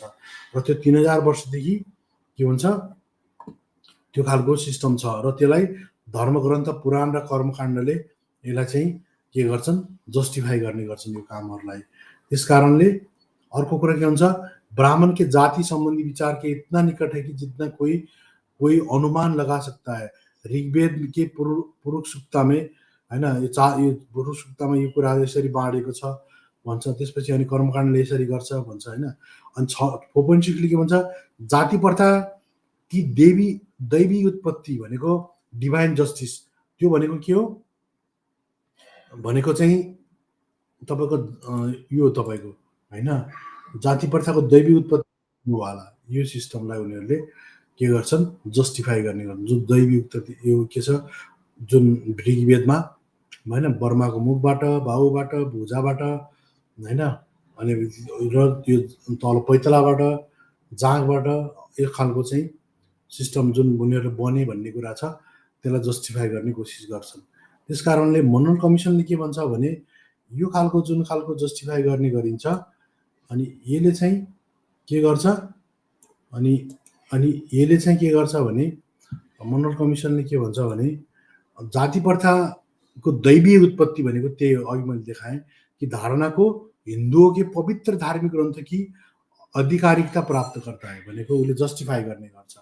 जस्तै ऋग्वेदले अनि तैत्तिरीय संहिताले ईश्वरमा हैन मीमांसाले गीताले यिनी सबैले के गर्छन् त्यसलाई जस्टिफाई गर्ने गर्छन्। त्यस्तै सबै हिन्दू धर्म शास्त्रों में जाति को स्वीकार किया, सबै हिन्दू धर्मशास्त्रले के गर्छन् जातिलाई स्वीकार गर्ने गर्छन् र सबै पुराणले के गर्छन् जातिको अस्तित्वलाई मान्ने गर्छन् र समाजको स्थायी व्यवस्था के रूप में समाजको स्थायी भनेको पर्मानेन्ट व्यवस्थाको रूपमा यिनीहरूले मानेका छन्। त्यसकारणले उपनिषदले के भन्छ अझ के भन्छ धर्मशास्त्र जस्तो उपनिषदले यदि कोही व्यक्ति अच्छे काम गर्छ उच्च जातमा जन्मिन्छ, बुरा कर्म जस्तो अहिले पूर्व जन्ममा अच्छा काम गर्यो भने अहिले अच्छा उच्च जातमा जन्मेको छ या अहिले कुनै उच्च जातमा जन्मेको मान्छे हो भने त्यो पूर्व जन्ममा अच्छा काम गरेको हुनाले राम्रो काम गरेको हुनाले जन्मिया हो भन्ने कुरालाई मान्छ भने अहिले कुनै मान्छे तल्लो जातमा जन्मिएको छ भने त्यसले पूर्व जन्ममा के थियो राम्रो काम गरेको थिएन, त्यसकारणले ऊ निम्न जातमा या पशु योनिमा या पशु या सुँगर भएर जन्मेको हो भन्ने कुरालाई जस्टिफाई गर्छ। त्यसकारण के गर्छ हिन्दू समाजमा 4 वर्णमा जुन विभाजनको आधारशिला छ त्यो ब्राह्मणको शास्त्र सम्मत छ। त्यसले के गर्छ थ्योरी अफ प्योरिजम भनेको शुद्धता र अपवित्रता भनेको प्योर एन्ड इम्प्योरको धारणालाई जस्टिफाई गर्ने गर्छ र त्यो अनुसार 5वटा श्रेणीमा विभाजन गरिएको छ भन्ने कुराहरू गर्छ। अब त्यस कारणले के हुन्छ, उसले के भन्छ, अब त्यहाँ छ कि यस्तो यस्तो उनले अनि 5 उदाहरणहरू दिन्छन् कि मद्रासमा के हुन्छ भने जस्तो जस्तो उदाहरणहरूमा होइन, यसमा के छ, जस्तो मद्रासमा के हुन्छ भने जुन ताडी भनेको चाहिँ एउटा फल हुन्छ, त्यो ताडी झार्ने जुन एउटा काम गर्ने खालको हुन्छ होइन, ताडीका काम गर्नेवाला सानार भन्ने जात हुन्छ। सानार भन्ने जात चाहिँ ब्राह्मणबाट अपवित्र हुन्छ र उसलाई के हुन्छ 24 कदम दूर रहनुपर्छ, जहिले पनि ब्राह्मणभन्दा पर 24 कदम दूर हुनुपर्छ। अर्को नायर भन्ने जाति के छ, त्यो नायर भन्ने जाति निमूर्ति नंबूदरी ब्राह्मण के पास तो जा सकता है किंतु वो उसे छू नहीं सकता, उसले छुन सक्दैन। अनि तियान भन्ने जाति हुन्छ, त्यो 36 कदम टाढा रहनुपर्छ ब्राह्मणभन्दा। अर्को पुलयान भन्ने जुन छ त्यो 96 कदम टाढा रहनुपर्ने हुन्छ होइन। मद्रासमा यस्तो खालको व्यवस्था थियो पहिला होइन। अनि तियान भन्ने जातमा के थियो, 12 कदम टाढा रहनु पर्थ्यो। त्यही भएर पेरियारहरूले यिनीहरूलाई धोबी दिएको कारण थियो कि। अनि अयोध्यादास, पेरियार यिनीहरू चाहिँ पुरा मद्रासको चाहिँ यिनीहरू ब्राह्मणवादी व्यवस्थालाई खदेड्ने मान्छे हुन्, जसले टोटल अहिलेसम्म पनि त्यो भएर ब्राह्मणहरू उठ्न पनि सकिरहेनन् कि। त्यही जब यिनी अयोध्यादासले बुद्धिज्मलाई फलो गर्थे अनि पेरियारको जुन जस्टिस आन्दोलन त खतरा हो कि होइन, त्यसले चाहिँ पुरै रूपमा यिनीहरूलाई पुरा आफ्नो औकातमा ल्याइदियो कि। अनि मराठा देशमा के थियो, मराठामा महार जातिलाई के थियो, महार जातिहरूलाई चाहिँ सडक पर नै थुकेका, सडक पर थुक्नु पाइदिन्थ्यो र त्यसको लागि उनीहरूले के गर्थे, घाँटीमा होइन यो मिट्टी चाहिँ के अरे लटक्ता हुआ एक मिट्टीका बर्तन भनेको माटोको एउटा बर्तन चाहिँ घाँटीमा, र उसले चाहिँ के थियो, आफ्नो खुट्टाको निशानी मेटाउनलाई चाहिँ पछाडिपट्टि झाडु बान्ने स्थिति थियो, किनभने कुछ दूरी पर दण्डवत लेते जाए। अनि यदि इनकेस कुनै ब्राह्मण, यदि कोही ब्राह्मण नजदीक से गुजरे तो उस दूरी पर अलि टाढा रहेर पुरै दण्डवत गर्नुपर्छ, लेट गरेर भुइँमै लेटी जानुपर्ने स्थिति। अनि जबकि उसको गन्दी परछाई से पवित्र ब्राह्मण भ्रष्ट नहो भनेको उसको छाया कतै त्यहाँ नपरिजाओस् उसको ब्राह्मणको चाहिँ शरीरमा भनेर चाहिँ बकाइदा रूपमा यो ऐतिहासिक कुरा गरिरहेको छु। कोही पुरा यो चाहिँ आजभन्दा होइन, यो 1818 सम्म चाहिँ यो थियो कि जब पेसवाईहरूलाई होइन 28,000 सेनालाई 500 महार सेनाले ध्वस्त पारे जनवरी 1 1818 मा। अनि त्यसपछि बल्ल यो कुराहरू रोकियो र त्यहाँबाट बल्ल चाहिँ होइन दक्षिण एसियामा एससी एसटी ओबिसी को पुनर्जागरण, जस्तो युरोपमा पुनर्जागरणको युद्ध काल सुरु भयो जस्तै त्यहाँबाट बल्ल पुनर्जागरणको काल चाहिँ सुरु भएको हो। हाम्रो इतिहासलाई पुरै त्यहाँबाट इतिहास यतातिर पल्टिन सुरु गरेको हो। अनि 1848 मा तपाईँ फुले मुभी देख्नुहुन्छ, त्यसपछि बल्ल अनि त्यसपछि यो फुलेहरूले पढ्न पाए। अनि 1848 मा उनीहरूले शिक्षा सम्पूर्ण महिलाको लागि, त्योभन्दा अगाडिसम्म महिलाले पढ्नु पाप मानिन्थ्यो। अहिले नेपालमा यहाँ आएर पुरा होइन यो देवी प्रतिभा यिनीहरू पुराण वाचन गरिरहेछन्।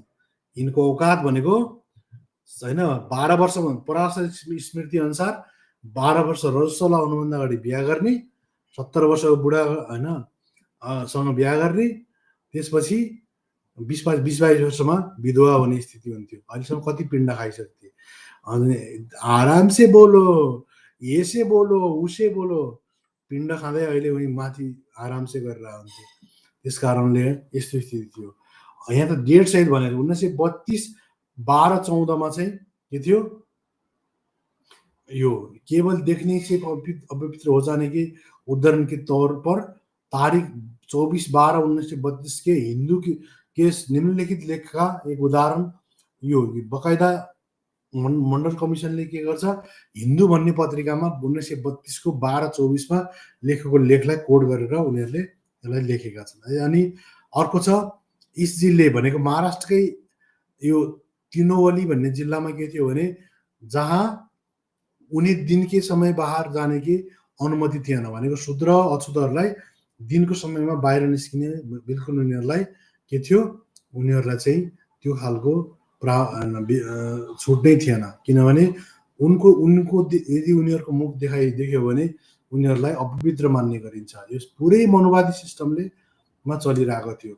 यो प्योर मनुस्मृति लागू गरेको ठाउँ हो के भनेको। ब्राह्मणहरूले तपाईँले सावरकरको हिन्दुत्व किताब या गोलवलकरको बन्च अफ थट पढ्नु हो भने उनीहरूले सबैभन्दा आइडियल उनीहरूको राज्य के भन्छन्, यही पेसवाईलाई मान्छन्। पेसवाई भनेको जुन तपाईँले देख्नुभयो मद्रास देश र यो तिनवली जिल्ला जुन छ, जहाँ शूद्रहरूको र ओबिसीहरूको एससी एसटी ओबिसी कन्डिसन जो थियो त्यही चाहिँ यिनीहरूले आइडियल मान्ने गर्छन् भनेपछि के हालत थियो। अनि अर्को मैसूर राज्यमा के थियो भने महिलाहरूले आफ्नो स्थल वक्षस्थल ढाक्नुलाई अनुमति थिएन।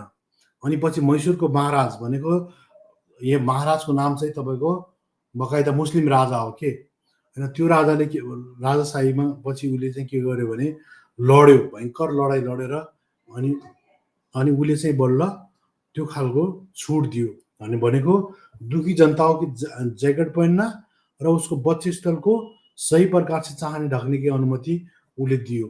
त्यसरी के हो, सामाजिक र आर्थिक गतिविधि पर उनीहरूको के हो, पूर्ण रूपमा उनीहरू बाइकआउट भए र निम्न जाति स्थितिकै कारण उनीहरू गम्भीर प्रभाव पर्यो र ब्राह्मण पुस्तैनी श्रेष्ठता अथवा शूद्रको निम्नलिखित सामाजिक स्थिति होइन, निम्न सामाजिक स्थितिको लागि यसरी तयार गरिएको हो भन्ने कुराहरू उनीहरूले गर्ने गर्छन्। अझ उनले के भन्छन् भने उनीहरूको सोसियल होइन रिलिजियस कल्चरल प्रिभिलेजको कारणले के हो, ब्राह्मणहरू उच्च शिक्षा संस्थानमा व्यवसायमा नोकरीमा उनीहरू घुसे, इसलिए सबै स्थान पर उनका के भयो कब्जा भयो र त्यस कारणले गैर ब्राह्मणको उनीहरूले त्यसलाई बाहिर राखेर त्यहाँ उनीहरूले क्याम्पेन गर्ने गर्छन्। अहिले पनि उनीहरूले जस्तो उनीहरूलाई के गर्छन्, उनीहरूलाई बकाइदा त्यो जस्तो इन्टरभ्यूहरूमा पनि नम्बर काट्ने गर्छन्। 1892 र 1904 भारतीय सिभिल सर्भिसमा के थियो भने 16वटा उम्मेदवारहरूमध्येमा 15वटा ब्राह्मण थिए कि सिभिल सर्भिसमा। 1914 128 स्थायी जिल्ला मुनासिबमा 93वटा ब्राह्मण थिए। 1944 के थिए, विश्वविद्यालयमा 650 पञ्जीकृत स्थानमा 452 ब्राह्मण थिए।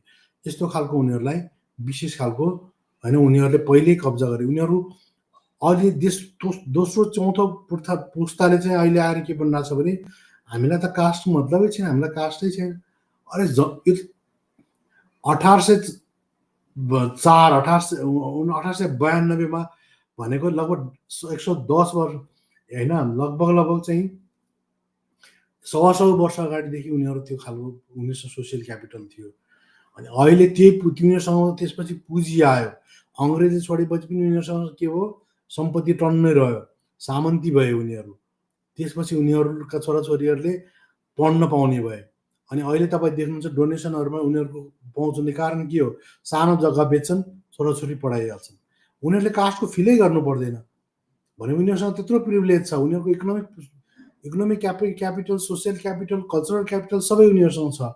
त्यस कारणले गर्दा उनीहरूको क्लास होइन कास्ट ब्लाइन्ड हुनुको कुनै अर्थ छैन।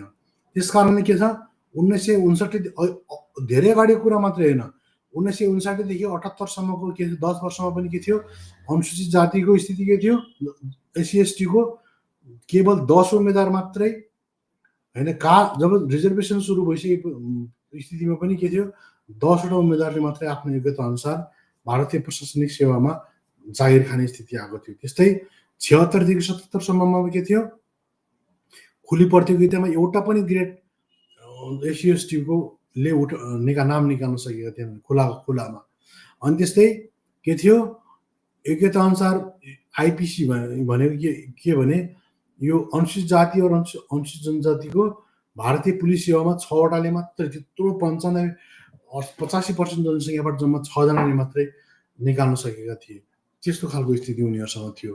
त्यस कारणले के थियो, जाति किसी व्यक्ति के जीवन के प्रत्येक पहल पर प्रतिबन्ध लगाता है भनेको जातिले के गर्छ, त्यस कारणले प्रत्येक व्यक्तिको जीवनको प्रत्येक पलमा प्रतिबन्ध लगाउने गर्छ, त्यस कारणले नियन्त्रण गर्ने गर्छ। अनि त्यसले निम्न जातिको मान्छेलाई केवल सामाजिक दृष्टि से पिछडी हुई थी होइन, केवल सामाजिक दृष्टिबाट पिछडिएको मात्रै थिएन, त्यो शैक्षिक राजनीतिक आर्थिक दृष्टिबाट उनीहरूलाई पछाडि धकेल्ने काम गर्छ। भने उच्च जातिका लागि के थियो, यिन सबै क्षेत्रमा उन्नति उनीहरूलाई पहिले नै विशेष अधिकारको रूपमा उनीहरूलाई प्राप्त गर्ने गर्छ र उनीहरूलाई सब होइन त्यसले फेभर गर्ने गर्छ। त्यस कारणले धार्मिक क्रम परम्परामै किसी विशेष जातिको स्थितिका उच्च या निम्न स्थान होना केवल उनका होइन इसी कन्डिसन से भर नै पर्ता है भनेको अहिलेको कन्डिसनले मात्रै भर पर्दैन, उनीहरूको सोसियल कल्चरल र के छ इकोनोमिक क्यापिटलले पनि ठुलो रोल भूमिका निर्वाह गर्ने गर्छ। अर्को कुरा के छ भने यो जो मार्क्सवादीहरूले धेरै जसले या अन्यहरूले धर्मको आस्था विषयको भन्ने गर्छन्, यो बहुत बडा नौटङ्की हो, मिथ हो। दक्षिण एसियामा धर्म भनेको के हो, त्यसले पुरा न्यायिक त्यो शासन प्रणाली हो, न्याय व्यवस्था हो। त्यस कारणले उनीहरूलाई कानुनी नियममा बाँध्ने गर्छ र होइन उनीहरूको के गर्छ, उनीहरूलाई मनुष्यको योग्यता जाति परम्परामा उसको स्थिति से प्रत्यक्ष सम्बन्ध राख्ने गर्छ। योग्यतादेखि लिएर सबै कुरा अपर्च्युनिटी होइन उसको सबै कुरामा जातिले ठुलो भूमिका राख्ने गर्छ। त्यस कारणले अङ्ग्रेजले यो कुरालाई के गरे, अङ्ग्रेजले चाहिँ यो कुरालाई अब पछि होइन उनीहरूले चाहिँ यो जातीय जनगणना गरेर एक्सरे गरेर यी चिजहरूलाई उनीहरूले बाहिर ल्याइदिएका थिए। त्यस कारणले अझ उनीहरूले उदाहरण दिन्छ यो मनन कमिसनले होइन, जस्तो उनले के थोड़ी सी पुजारी वर्ग नै बढी होसियारी से अधिकांश जनता की विचारधारा। अब कसरी यो भयो त भन्यो भने उनले के भन्छ भने धर्म जस्तै यदि एकै जनताको धर्म रूपी अफिम भने धर्मको नामको अफिमले के गरे खिलाने काम किया गया है तो वो भारत में ही किया गया है भने यदि कहीं जनता को धर्म रूपी अफिम खिलाने का काम किया है तो वो भारत में ही किया गया, भारतमै गरिएको हो। सबैभन्दा धर्मको नाममा अफिम खिलाइयो, त्यसले के गर्यो, थोड़ी सी पुजारी वर्ग ने बड़ी होशियारी से अधिकांश जनता को विचारधारा को बदलकर के गर्यो, दीनता के साथ दासता का भूमिका निभाने के लिए युगों तक उनके सम्मोहित किया रखा भनेको थोरै मात्रै जनसङ्ख्या भएको पुजारीहरूले के गरे, उनीहरूले ब्राह्मणवादी विचारधारा मार्फत होइन अधिकांश जनतालाई के गरे, उनीहरूले दास बनाए। डिभाइन ल डिभाइन जस्टिसको आधारमा यो चाहिँ भाग्य भगवानको खेल डिभाइन लको कुरा आधारमा उनीहरूलाई युग तक के गरे सम्मोहित गर्ने र एकदम गुलाम मानसिक धार्मिक गुलाम बनाए।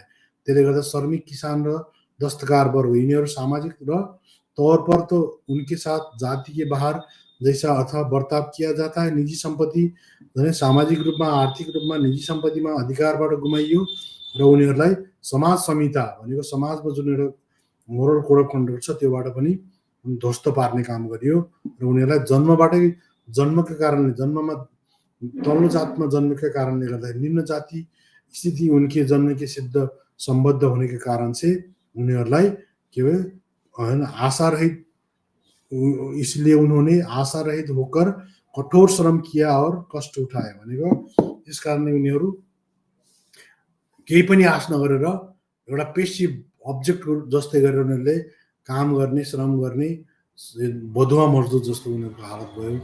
त्यस कारणले गर्दा यो चाहिँ उनीहरूको यो कन्डिसनबाट माथि उठाउनलाई समाजलाई एक्सरे गर्न जरुरी छ भन्ने चाहिँ बिल्कुल यसको के छ, यो त्यो एक्सरे गर्न जरुरी छ भन्ने चाहिँ उनीहरूको मत छ हैन। त्यसकारण उनीहरूले यो बकाइदा यसलाई एक्सरे गर्न जरुरी छ भन्ने कुरा चाहिँ त्यो हो। अब हामी लास्ट बट नट लिस्ट यसको फाइदा के छ त, हैन यसको जातीय जनगणनामा फाइदा के हुन्छ, घाटा के हुन्छ भन्ने बारेमा हामी छलफल गर्न गइरहेका छौँ। यसको फाइदा के हुन्छ भने यदि हामीले जस्तो संविधान र कानुनी आधारमा जसरी हामीले के अब थोरै म यसलाई रिक्याप मैले जुन गरे यसलाई रिक्याप गर्न हैन, म थोरै यसलाई रिक्याप गर्न चाहन्छु हैन, म थोरै यसलाई रिक्याप गर्न चाहन्छु। कि जस्तो जुन संविधानले यी चिजहरूलाई होइन एक लेभलमा जस्तो जुन तपाईँले देख्नुभयो होइन, भारतीय संविधानको अनुच्छेद 16(5), 14(5)ले स्पष्ट रूपमा भन्छ कि राज्यले सामाजिक या शैक्षिक रूपमा पछाडि परेका वर्गको विशेष हेरचाह गर्न सक्छ।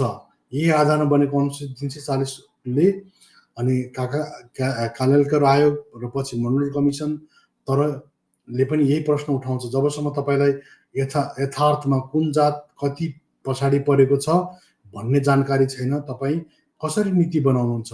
त्यसैले जातीय जनगणना एक राजनीतिक चाहना होइन, संवैधानिक आवश्यकता हो भन्ने कुरा हामीले बुझ्न जरुरी छ।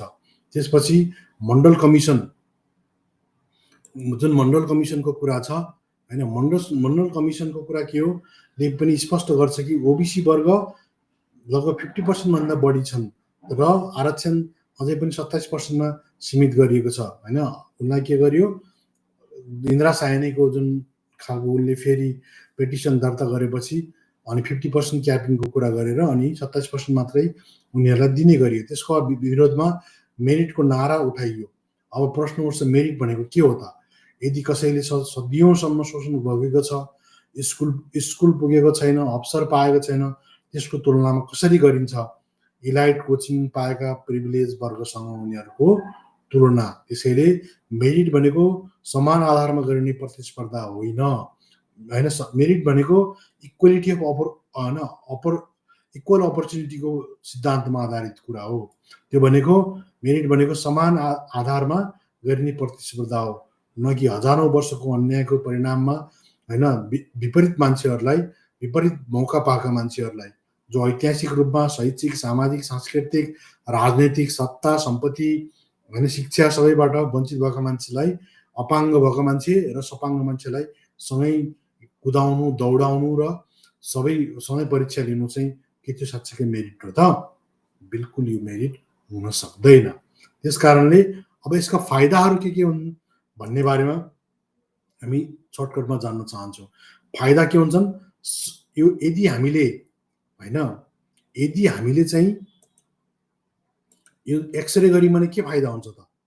यो कास्ट सेन्सस गर्दाखेरि जुन एक्सरे गरिन्छ, त्यो एक्सरे गरेपछि हामीलाई के फाइदा हुन्छ त भन्ने बारेमा चाहिँ हामीले एउटा के हुन्छ, सटिक नीति निर्माण गर्न फाइदा हुन्छ। यसले नीति निर्माण पहिले डायग्नोसिस गरेपछि उपचार गर्न सजिलो हुन्छ। अनि को मान्छेलाई गरिब छन्, कुन मान्छे गरिब छन्, कुन समुदायका मान्छे, कुनसँग धेरै धन छ, के छ, गरिब छन् भने तिनलाई अगाडि ल्याउन के खालको कार्यक्रमहरू नीति निर्माण गर्ने, अनि दबिएका वर्गको यथार्थ अवस्था थाहा पाउन पनि सकिन्छ। त्यो भनेको कुन वर्ग के छ त्यसको एक्सरे गर्न सकिन्छ। त्यसपछि कल्याणकारिणी योजनामा होइन अनि पारदर्शिता ल्याउन सकिन्छ। भनेको कल्याणकारिणी योजना कसलाई आवश्यक छ होइन, को चाहिँ बढी योबाट होइन कसलाई चाहिँ बढी फाइदा गर्दा राम्रो हुन्छ, यसलाई पारदर्शी रूपमा कल्याणकारी योजना लागू गर्न र प्लानिङ गर्न सजिलो गर्छ। त्यस्तै सामाजिक न्यायमा राज्यको भूमिका मजबुत गर्छ। यसले के गर्छ? सामाजिक न्यायलाई मजबुत गर्ने गर्छ। राज्यको भूमिका के हुनेछ त्यो कुरालाई कोड गर्ने गर्छ। त्यसकारण त्यो भनेको के हो भने, जस्तो यसले तपाईँ देख्न सक्नुहुन्छ, मण्डल कमिसनले पनि 3-4 कुरालाई अगाडि लान्छ कि यसले के भन्छ, जस्तो reservation for SC ST OBC is directly proportional to their population on each state भनेको यो त अहिलेसम्म छँदैछ एससी एसटी ओबिसीको लागि। तर यदि यो अनि अर्को कुरा 27% रिजर्भेसन छ ओबिसीको लागि। तर यदि हामीले यो गर्यो भने के हुन्छ भने, जस्तो प्राइभेट सेक्टरमा पनि रिजर्भेसनको कुराहरू लागू गर्न सकिन्छ। जस्तो अमेरिकामा के छ, प्राइभेट सेक्टरमा पनि रिजर्भेसन छ। All private sectors undergoing which have receive financial होइन एसिस्टेन्स होइन, जुन जसले के पाएका छन्, फाइनेन्सियल एसिस्टेन्स पाएका छन्। अनि त्यसपछि के छ, financial assistance from the government in one form, or the other should also be obligated to recruit personnel on their after said basis. Arko, all universities and affiliated colleges should able to convert होइन convert by the above scheme of reservation भनेको सबै private sector होइन अनि त्यसपछि गएर public sector सबैमा के हुन्छ युनिभर्सिटीमा प्राइभेट सेक्टरमा सबैमा रिजर्भेसन लागू भयो भने अपर्च्युनिटिजहरू बढी खुल्ने गर्छ। त्यसपछि गएर के हुन्छ स्किम फर रिजर्भेसन सेन्ट्रल र स्टेट नेसनल ब्याङ्कहरूमा सबै पब्लिक सेक्टरमा सेन्ट्रल स्टेट गभर्मेन्टमा सबैमा के हुन्छ यो लाग्यो भने लागू गर्यो भने यसले इन्क्लुसिभ डेमोक्रेसीलाई पनि स्ट्रेन्थेन गर्छ ताकि सबै राज्यको जुन ओनरसिप चाहिँ जस्तो डेमोक्रेसीप्रतिको फेथ पनि बढ्छ अनि डेमोक्रेसी जुडिसियरी संविधानप्रतिको फेथ बढ्छ र सबै वर्गले यसलाई ओनरसिप लिने गर्छन्। त्यसले गर्दा के हुन्छ समाज लोकतन्त्र देश होइन अनि राष्ट्रवाद देशभक्ति सबै कुरा बोलियो भने गर्छ। त्यस कारणले गर्दा यो के हुनु जरुरी छ यो रिजर्भेसन के अरे त्यसको लागि के हो त्यो त्यसको बाटो खोल्ने भूमि चाहिँ कसले गर्छ त्यो बाटो खोल्ने काम चाहिँ एक्ज्याक्टली भन्नुपर्दा यो कास्ट सेन्ससले गर्नेवाला छ। यदि नियत सफा भयो भने त्यसले बिल्कुल फाइदा राख्नेवाला छ। अब यसले बेफाइदा के हुन्छ त कास्ट सेन्ससले भन्यो भने यसले यदि बिजेपीले अहिलेसम्म गरेको बिजेपी आरएसएसले गरेको जुन नीति छ त्यहीलाई चाहिँ यदि यिनीहरूले गर्न थाल्यो भने फेरि पोलराइजेसन जातीय ध्रुवीकरण हुने सम्भावना हुन्छ। त्यसले अझ चाहिँ जातीय वैमनस्यता पनि ल्याउन सक्ने स्थिति हुन्छ। किनभने जस्तो अहिले इन्डिया नेपालका सवर्णहरूले आरक्षणलाई अमेरिकामा जस्तो के छ त्यहाँ चाहिँ जस्तो रेसियल डिस्क्रिमिनेसन र पोजिटिभ अफर्मेसनलाई उनीहरूले जसरी पोजिटिभ लिने गर्छ यहाँ लिने गर्दैन। यसले गर्दा यहाँका कम पढ लेखेका होइन अशिक्षित मान्छेहरू ज्यादा छन् र यी प्रिभिलेज मान्छेहरूले के गर्छन् उनीहरूलाई दुश्मनको रूपमा भाग खोज्न आएको रूपमा उनीहरूले हेर्ने गर्छन्। तर उनीहरूको जनसङ्ख्या कम छ अनि यो रिजर्भेसन नपाउने तर उनीहरूलाई सबै सेक्टरबाट बाइकआउट गरेका र उनीहरूलाई ऐतिहासिक रूपमा छुवाछुत गरेर सामाजिक सांस्कृतिक रूपमा होइन आर्थिक रूपमा सबै शिक्षा सम्पत्ति सबै कुरामा बाइकआउट गरेका मान्छेहरू उनीहरू के छन् एससी एसटी ओबिसीहरू बहुसङ्ख्यक छन्। त्यस कारणले भोलि द्वन्द्व बढेर गयो भने होइन यो फेरि रसियन क्रान्ति यस्तो हुन थाल्यो भने फेरि जस्तो जर्मनीमा जसरी हिटलरले चाहिँ यहुदी जुन प्रिभिलेज यहुदीहरूलाई खेदे जस्तो त्यो खालको स्थिति पनि आउन सक्ने स्थिति हुन्छ। अर्को राजनीतिक दुरुपयोग हुनसक्छ यो डाटाको भन्ने पनि हो। अर्को भोट ब्याङ्कको राजनीतिलाई पनि बलियो बनाउन सक्छ होइन भन्ने चाहिँ यसका डिमेरिटहरू हुन्। तर यहाँ पनि प्रश्न उठ्छ के तथ्यमै आधारित नीति बनाउन गलत हो त होइन। तथ्यमा आधारित नीति बनाउनुको लागि जातीय के अरे कास्ट सेन्सस हुन बिल्कुल जरुरी छ। अब नेपालको सन्दर्भमा के छ त म हल्का थोरै सानो विश्लेषण के गर्न चाहन्छु भने नेपाल पनि सेम कन्डिसनमा छ। यसबिच हामी नेपालीहरू पनि यसमा चासो राख्न सक्छौँ किनभने जातीय अन्याय हाम्रो समाजमा पनि छ र नेपाल पनि जातीय जनगणना हुन जरुरी छ। तर कसरी उपयोग हुन्छ त्यो अझै अपारदर्शी छ होइन। त्यो जातीय जनगणना जुन छ यो दक्षिण एसियामा इन्डिया मात्रै होइन नेपालमा पनि हुन जरुरी छ र नेपालमा पनि जातीय जनगणना छ हुन जरुरी छ र त्यो कसरी उपयोगी हुन्छ भन्ने कुरा चाहिँ मैले विभिन्न तरिकाले तपाईँहरूलाई होइन भनिसकेँ। र हामीले भारतमा भइरहेको छलफलबाट शिक्षा लिन पनि जरुरी छ र शक्तिशाली यदि देशलाई साँच्चीकै इन्क्लुसिभ डेमोक्रेसी बनाउने हो भने र दिगो सस्टेनेबल डेमोक्रेसी बनाउने हो भने पार्टिसिपेटरी डेमोक्रेसीलाई बलियो बनाउने हो भने जातीय जनगणना सहित त्यसपछि एक्सरे गरेर आएको तथ्याङ्कलाई आधार बनाएर त्यसलाई अझ मजबुत तरिकाले होइन त्यसलाई सहभागीमूलक सबै सेक्टरमा राज्यका सबै निकायहरूमा सहभागीमूलक तरिकाले अथवा जसको जनसङ्ख्या जति छ त्यही अनुसार होइन प्रोपोर्सनल डेमोक्रेसीलाई अगाडि बढाउनु जरुरी छ र त्यसले नेपाललाई पनि फाइदा गर्नेवाला छ। अन्यथा त्यसले ध्वस्त पार्ने स्थिति हुनेछ। किन त्यसो हुनेछ भने डक्टर अम्बेडकरले लास्टमा के भन्ने गर्छन् भने यदि साँच्चीकै यो चाहिँ लागू गरिएन भने या यो कुराहरूलाई यत्तिकै छोडियो भने डाक्टर अम्बेडकरले क्लियरली भन्ने गर्छन् कि हामीले राजनीतिक लोकतन्त्रलाई त बलियो बनायौँ, तर के छ, हामीले सामाजिक लोकतन्त्र र आर्थिक गैर बराबरीलाई यदि हामीले सम्बोधन गर्न सकेनौँ र सामाजिक न्यायलाई हामीले प्राथमिकता दिएनौँ भने पोलिटिकल डेमोक्रेसी इन पेरिल, खतरामा हुनेछ। र we must remove this contradiction भनेको यसलाई रिमुभ गर्न, यसलाई हामीले के गर्नु जरुरी छ, यो कन्ट्राडिक्सनलाई हैन रिमुभ गर्न बिल्कुल जरुरी छ। And the earliest possible moment, जतिसक्दो छिटो यसलाई हैन रिमुभ गर्न जरुरी छ। And those who suffer from inequality, यदि असमानताबाट आधार यिनीहरू सफर अनि यिनीहरू जुन पीडित मान्छेहरू छन् भनेको एससी एसटी ओबिसीहरू छन्, यदि सामाजिक गैर बराबरी र आर्थिक गैर बराबरीलाई चाहिँ राखिराख्ने र राजनीतिक लोकतन्त्रको नाममा चाहिँ उच्च वर्णका स्पेसली ब्राह्मणवादी र ब्राह्मणहरूले हैन जुन मनुस्मृति अनुसारका अप्पर कास्ट इलाइटहरूले चाहिँ यसलाई लोकतन्त्रलाई हाइज्याक गरेर आफ्नो प्रिभिलेज मात्रै, ब्राह्मणवादी प्रिभिलेजलाई मात्रै यदि प्रायोरिटी दियो भने तलका एससी एसटी ओबिसी 85%ले यसलाई ब्लो गर्नेछन्, लात्तीले हानेर फालिदिनेछन् र स्ट्रक्चर अफ पोलिटिकल डेमोक्रेसी हैन political democracy when this assembly has so laboriously build भनेको यसै यति दुःखले बनाएको पोलिटिकल डेमोक्रेसी पनि खराब स्थितिमा जानेछ र ध्वस्त हुनेछ। त्यसकारण अन्तमा साथीहरू, जातीय जनगणना भनेको चाहिँ केवल आँकडा मात्रै होइन, यो त ऐतिहासिक दस्तावेज हो जसले शोषितको पीडा देखाउँछ। अनि यो हाम्रो न्यायमा, अनि यदि हामी न्याय चाहन्छौँ भने हामीले सत्य देख्नै पर्छ। त्यो भनेको के हो भने caste census is equal to justice.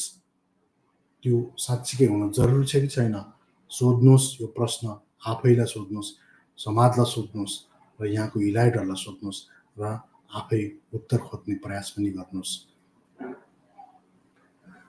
साथीहरू, यदि तपाईहरुलाई यस्तो विश्लेषणात्मक र विवेकी कुरा मनपर्छ भने हाम्रो च्यानल क्रिटिकल जर्नीलाई सब्स्क्राइब गर्नुहोस्, लाइक, शेयर एन्ड सब्स्क्राइब गर्नुहोस्। हाम्रो बौद्धिक आन्दोलनको जुन आगो हामी बालिरहेका छौँ यसलाई सबैले हातेमालो गर्दै अगाडि बढ्नुहोस् र लाइक शेयर गर्न नबिर्सिनुहोस् र कमेन्टमा आफ्नो विचार राख्नुहोला। के तपाईँ जातीय जनगणनालाई समर्थन गर्नुहुन्छ या गर्नुहुन्न, यसको बारेमा तपाईँ कमेन्ट बक्समा लेख्नुहोला। अहिलेलाई धन्यवाद। अर्को लाइभमा फेरि भेटौँला। जय संविधान, जय विज्ञान, जय लोकतन्त्र, ब्राह्मणवाद मुर्दाबाद, मनुवाद मुर्दाबाद, जातिवाद मुर्दाबाद, प्रतिशतवाद मुर्दाबाद। हस्त नमस्ते, बाई बाई।